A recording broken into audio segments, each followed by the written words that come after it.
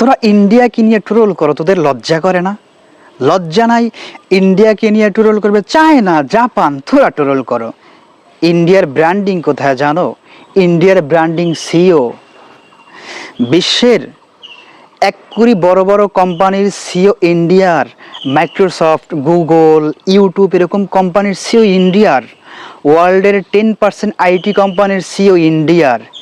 ইন্ডিয়াকে নিয়ে ট্রোল করো, আর তোদের আছে 1,20,00,000 কামলা। তোরা ইন্ডিয়ার সাথে ট্রোল করো, ইন্ডিয়ার সাথে মাঝে মাঝে যুদ্ধ করতে যাস। ইন্ডিয়ার সামরিক অবস্থা, সামরিক শক্তি 4-5 নাম্বারের ভিত্তিই আছে, আর তোদের অস্তিত্বও নাই। তোরা ইন্ডিয়ার সাথে যুদ্ধ করতে যাস। আবার মাঝে মাঝে তো ক্রিকেট নিয়ে ইন্ডিয়ার সাথে যুদ্ধ করো। ইন্ডিয়ার 14 বছরের ছেলে বৈভব সূর্যবংশী এ ভোমরা, ভুবনেশ্বর কুমার আর জস হজেলুডকে চেনে না, কুত্তার মতো ভিড়ায়, কুত্তার মতো। আর তোদের আছে মায়ের দোয়া আর বাপের দোয়া ক্রিকেট বোর্ড। তোরা ইন্ডিয়ার সাথে কম্পেয়ার করিস না। ইন্ডিয়া প্রতিদিন সীমান্তে বাঙালিরে মারে, হ্যাডাম আছে মারে, হ্যাডাম। তোকে হ্যাডাম থাকলে মান না, খালি মুখের বলি আছে।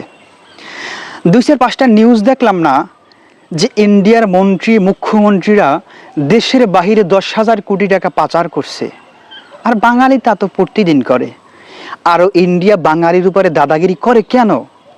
কারণ দেশের জন্য করে, দেশের স্বার্থের জন্য করে।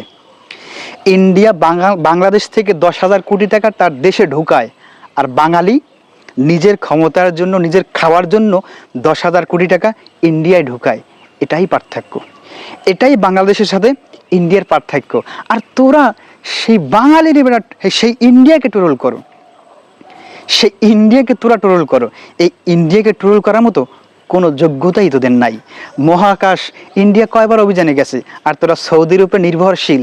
আজকে ঈদ হবে কি হবে না, সেটা তোরা ইন্ডিয়াকে নিয়ে ট্রোল করো। ইন্ডিয়ার লেভেলে আসো বেড়া, ইন্ডিয়ার লেভেলে আয়, তারপর ট্রোল করিস।